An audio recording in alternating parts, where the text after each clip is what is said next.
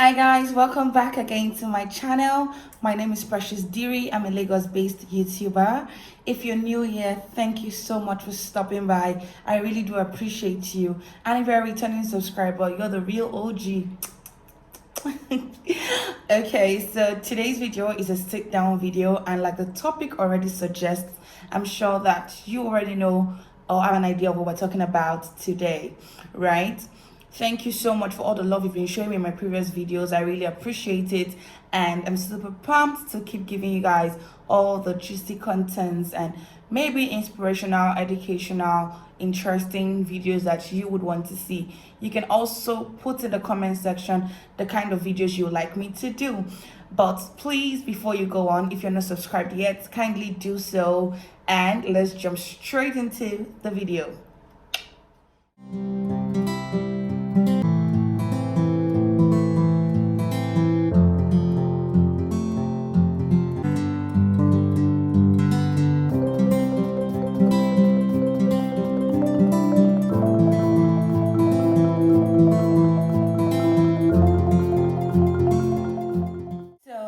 Like the topic already suggests, I'll be talking about 15 things that you should know before you consider getting married.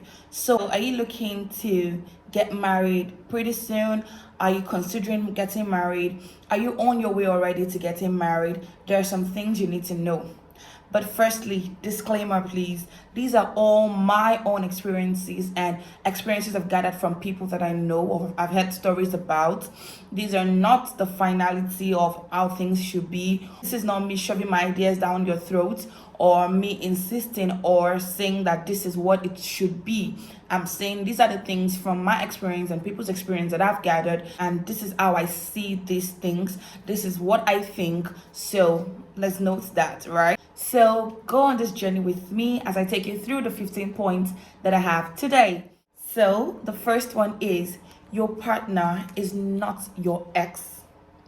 I find that a lot of women these days always want to judge their partner, their current partner, with their ex or would have been with in previous times. I mean, that your ex did you dirty does not mean that your partner has to suffer for all of that, right? If you couldn't take out all those vengeance, all those annoyance, take it out on your ex, and you now think that, oh, this person you're with, your husband, is the person to take all of it out on, where you go like, oh, men are the same, oh, maybe he does something, maybe something just really little, and you're like, oh, there you go again, you men, that's how you behave. I mean, don't do that. Please go into marriage knowing that your husband, your partner, is not your ex. You need to know this. Please know this. The knowledge of this will help you go through so many things easier than you would if you go with the notion that this man is just like the other man, right? I hope that helps. So the second one I'll be going through is you need to know that you have your own dreams and aspirations. You should have your own dreams and aspirations. You are first an individual before you are getting married to become a couple, right? I know that 1+1 is 1 in marriage, but then again, you should have personal goals and aspirations, right? So that when you get into marriage now becomes a force, now becomes a system that helps you better get to where you're going to on time. I'm a Christian, and if you're a Christian as I am, you know that our Bible says one shall put to flight 1,000, and two shall put to flight 10,000, right? So if you have your dreams and aspirations, getting into marriage would further help you get to where you're going to on time. You have a support system, you have someone to lean on, you have someone to drive the force with you, and it just makes it more beautiful, right? So please do have your own aspirations, do have your own dreams, and run with that. Now, coming into marriage would help you. You get other dreams as well as a couple and all of that, but individually, as a woman, you should have your own dreams and aspirations and work at it, diligently work at it, right? So that's my second tip. I'll be going on to the third one now. This is show yourself during your courting and dating stage.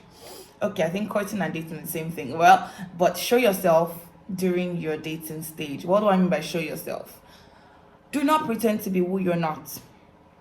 If you're that woman that wants a man to open the door and goes after her when you're going to a restaurant or into a place, a building, then you should let it be known. Do not pretend like, oh, it's okay that you're opening before me, and it's okay that you slammed the door mistake. And if it's not something that you like or you're not used to, you can say it.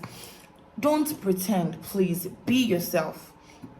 If you like to eat like this, please eat like that and let him know that that's how you eat. If it's something you can change, maybe it says, oh, I don't really like this, or you know that this is not really good, then you can do that. But there's some things that we can't really change about ourselves, or it will take a very long process to do that. Please let it be known. Let him see. So I'm not saying let him see you finish, as Nigerians would say. Nigerians saying see you finish simply means like it's for my diaspora subscribers, right? Or people that are not Nigerians. So that slang, see you finish, simply means like simply means like, how do I explain it?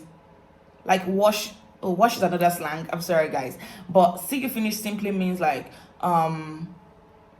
knows everything about you to a certain level that might be a bit cringy, that might just seem as though there is no rep anymore. So rep is like your reputation, right? So I'm not saying let the man see you finish, right? I'm saying that do your stuff as you want to do them. Be yourself, be true to yourself, and let him see all that you're about, right? Let him see everything you are about. Let him see who you are, so that there are no surprises in marriage, right? So please, women, be yourself.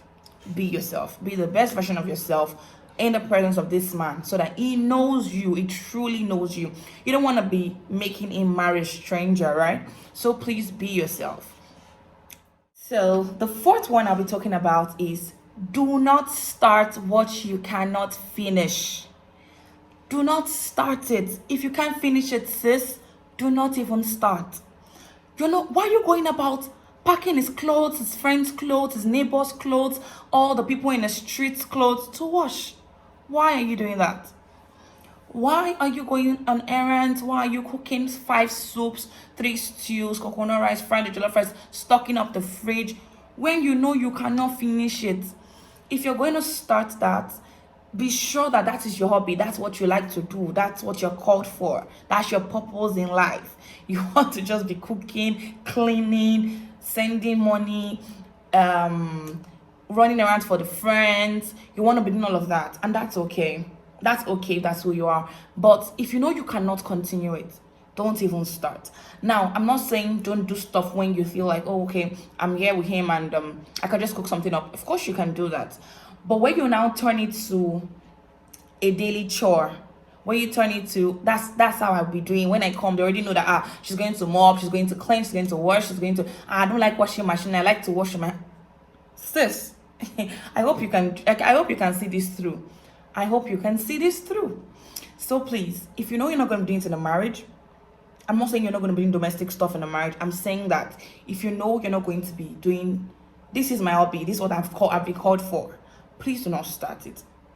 You don't need to do all these things to make a man love you. No. I've heard people talk about the fact that, oh, I go to his mother and his mom's house, I go to his family house, I clean, I wash, I take care of them, I take his sister's cousin, brother to school. Sis, you don't need all of that.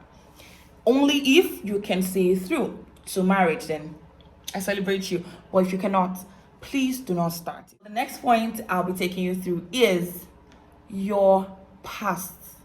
Some information from your past are very unnecessary.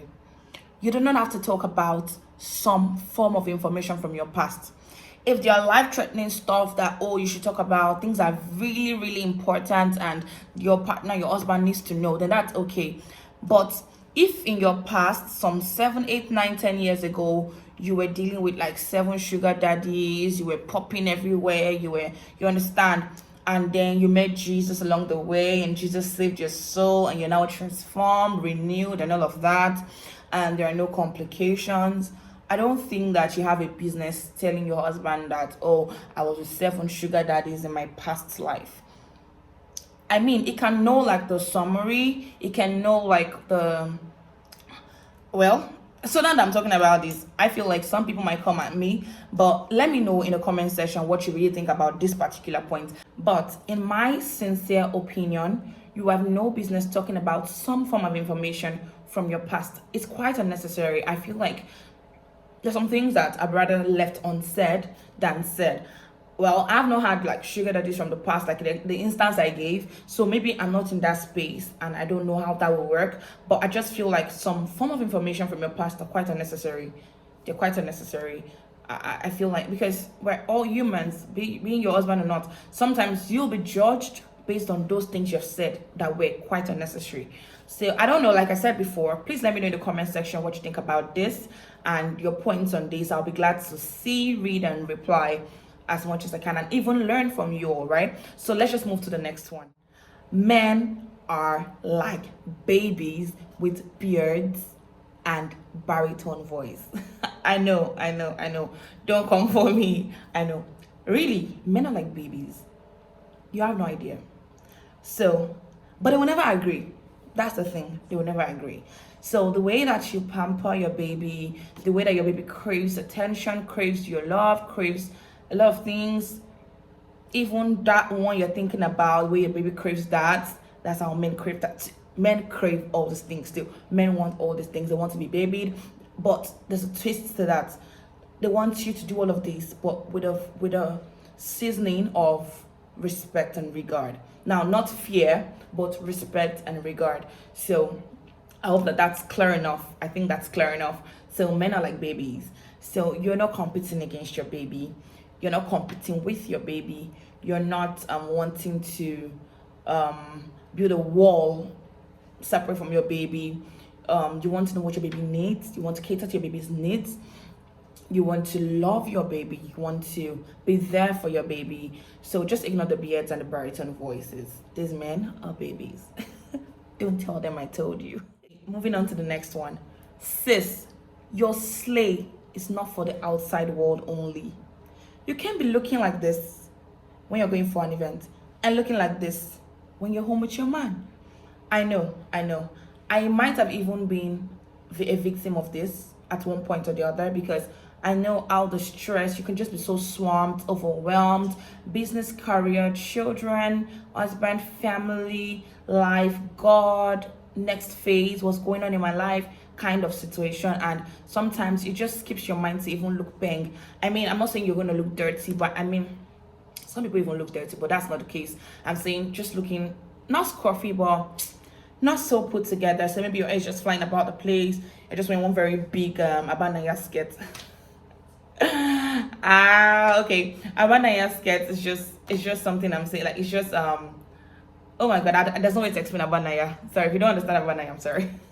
So like one very funny looking skirt and blouse and just looking somehow. But the minute your girls call you like babes, oh brunch dates, blah blah, you just pum, and the man is wondering, where did all the transformation come from? What's this what I ordered versus what I got situation going on in my house? Like what's going on?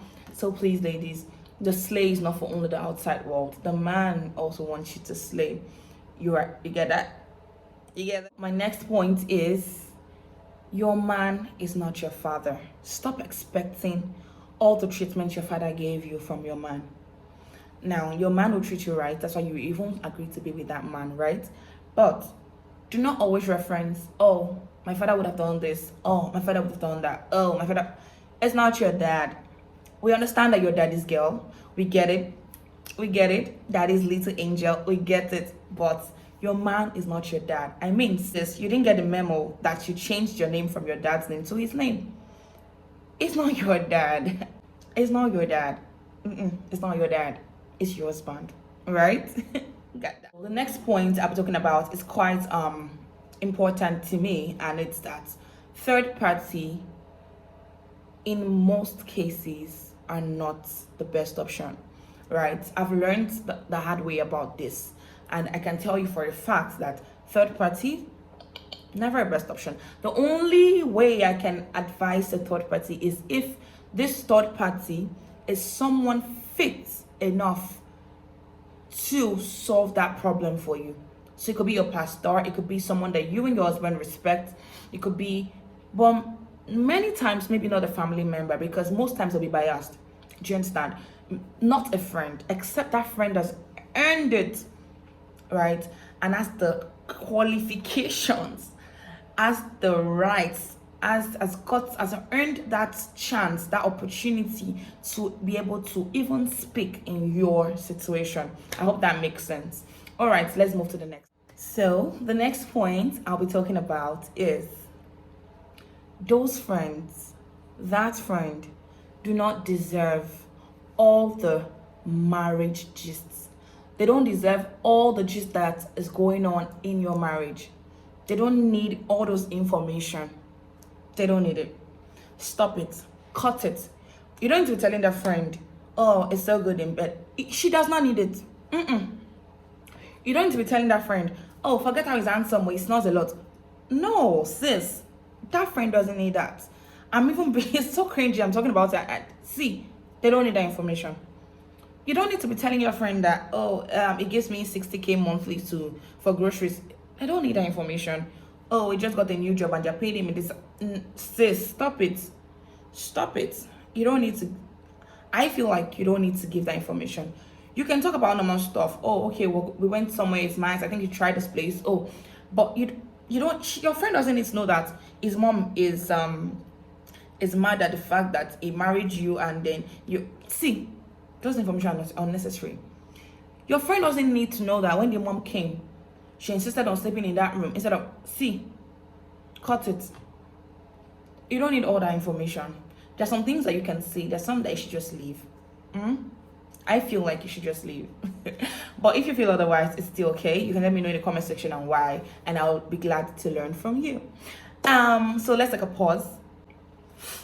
If you're not subscribed to my channel at this point, and you've been watching up until now, please, Biko, Pupa, please go back and just subscribe before we move on. I'll be waiting for you. Go back. And thank you so much for doing that, and kindly like, comment, and quickly share this video. Share to your friends, mom, family, or your family groups, or your work group chat. It will not suck you, don't worry. Just share my videos, please. It helps me. It means the absolute world to me if you do that. It helps my channel, it helps my video. I want to really grow, and only you can make this happen. Thank you so much. Thank you. I love you. And if you're still watching and you have not subscribed and I just told you I love you, this is the part where you go back, subscribe, come back and tell me I love you too. Okay, now moving on to the next point. Marriage is not a dead end. It's not a dead zone. It can be enjoyable.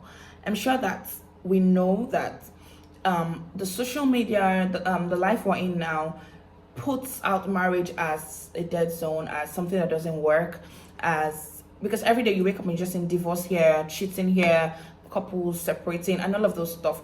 But really, marriage can be enjoyable. I feel like the things that go on in your mind have a way of playing out in real life, right?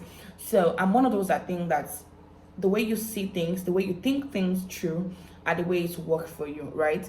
So you need to go into marriage. You should know that you need to go into marriage with the mindset that marriage is enjoyable. It can be enjoyed. And I feel like those are things that would shape you in situations to know that you can work things out like this and like this because you have a goal of enjoying marriage, right? If that makes sense. All right. So let's move to the next one. And this one, quite frankly, is the truth. So please note, women, that in the first 2, 3, 4 years of your marriage is when you have the most arguments, the most misunderstanding, because you're just getting to know yourselves. Oh, so you think that that's 1 year, 1.5 years, 2 years courtship was enough to know that person? I mean, you were not even living with them. You were showing up for dinner dates, maybe 1-2 days getaway, maybe staycation somewhere if you're privileged to do that. Maybe meet up after church, just have dinner, maybe talk on the phone 2 hours a day. Sis, it wasn't enough, because most times humans show up in the way they want to be seen. So on your dinner date, you could be on your best behavior, A game, everything. But do they really know you? Did they really get to know you? Of course they did to some extent, but they didn't know you exactly how they should have. So living with this person would unravel, would bring out a lot of things that you never knew about. Sometimes you'll be like, am I not in the wrong marriage? Because how did he just even press the toothpaste from the middle? How was he even eating rice before beef? How was she even eating her beef before rice? See, the weirdest of things. So you should bear in mind, so that when these arguments come, you know that you're on the same journey, you know you're on the same boat, you know you're going to the same destination, you know you're not competing against each other, you know that you guys are just misunderstanding yourselves, because there are some things you must experience to know better, right? If that makes sense. Does that make sense? If it makes sense, say you try precious in the comments. All right, let's get back. So the next one is, your man was not trained by your parents. You were Koforola is Kenechuku. Kofo West Kene. Kofo West Kene. Well, what I mean is, you're coming from different places, right? You guys are coming from different backgrounds, different trainings. See, there's some people that their parents flog because they eat their beef before they had rice. You're like, why would you eat your beef before your rice? You will eat that beef now and you not finish your rice. But some of us were made to eat our beef as we eat our rice. So why are you eating only rice? Won't you eat your beef? Come on, eat that beef. What kind of poverty mentality? See, weird, I know. But that alone can be a problem. So you're wondering, why is person not doing this way? Sis, you do this way because your parents made you do that. They trained you like that. That has formed who you are. He does that way because his parents has formed him to be the man he is. He's been living with them for like 20 something years before you guys met each other and plan to get married, right? Some things don't just go away like that. So you need to understand that, okay, let me accommodate this. Marriage is a journey. You guys need to meet at the middle. There's only one key word that I think matters a whole lot, much more than anything else in marriage, and it's compromise.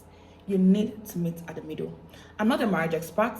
I'm not even close to being a marriage expert. I'm literally under 2 years married, but I know well enough that compromise is very important, essential, necessary, compulsory in marriages that would work, right? So sis, you need to know that this man was not trained by your parents.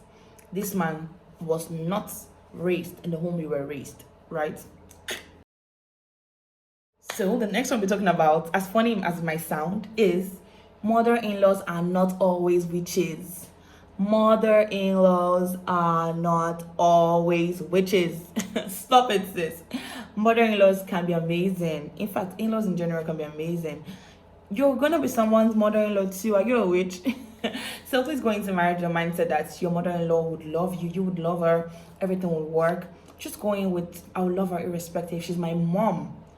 I don't even like the in-law thing. Mommy, second mommy. That's it. So go in there knowing that this is your new mom, and all that a mom would do for you and you would do for a mom is what should be going on there. Not any witchcraft mentality, because even when she frowns at something that maybe she even does to her own son, right? And she does it to you, you feel like it's because I'm not a child, or I don't understand this, or don't understand mom. No. Your mom has hurt you many times, done weird things to you, and you've not thrown her away.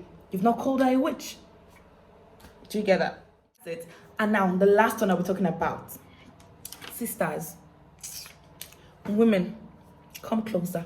See, you should know before getting into marriage that your money is your money. His money is for the both of you. Get it and get it straight. Your money is your money. His money. Now stop when I get time. No let anybody run you street. So for all of you that are planning to come for me, come at me, saying, because I don't know where some people got the notion that Precious Diri is a feminist. Well, my definition of feminism might not work with what the rest of the world sees it as. I'm that person that believes that if there's a criteria for something, for a position, and the man possesses these criteria, it meets these criteria, and a woman meets these criteria as well, you won't come and tell me that I'll pick the man because he's a man, when they both can compete for that position. That's where I feel like, no, don't do that. A woman deserves a position if she meets the criteria, right? Now, I don't believe that men and women are equal. No, I don't. And I don't believe that women can do everything that a man can do. I don't believe that. There's some things that women can do, there's some things that men can do, there's some things that both genders can do. There's some things that I will never do. I can never see myself changing a tire. God will never let me be in a position where I would need to just change. I cannot see myself changing a tire. Even if I know I'm strong, like I'm physically a strong person, but I cannot see myself changing a tire. Is it a man's job? Not necessarily. There are women that can change tires, right? But that's why I said I don't see men and women as equal. I respect men, I respect women. I know that men are unique, women are unique in their own ways. I know that men can do some certain things that women cannot do. I know that women can do some certain things that men cannot do. But my own take on this whole woman-man equal thing is a woman deserves an equal opportunity to sit in a position that a man can sit in if she meets the requirements. If the man too meets the requirements, then let the best person, not the best man, so to speak, sit. Let the best person win. That's that. If that makes sense to you. So why did I come all this route? Because I talked about money. I said like, oh, you're a feminist and you should say that a woman's money is her money, a man's money is his money. Sis, other than English, a man's money is for both of you. With your money, you can buy gifts, you can buy stuff in the house. But it's money. It's a right. It's your money. I can't believe I'm saying this. Okay, this brings us to the end of this video. Thank you so much for watching my video. Even though the end was so chaotic, I would like to know all your comments. I really want to see comments in this video. I want to learn and I want to just think. I want to be in your heads. I want to just know what you're thinking, and I want you to know what you thought about this video after seeing it to this point. If you watched up to this point, you got a special place in my heart. Okay, let me do that right. You got a special place in my heart.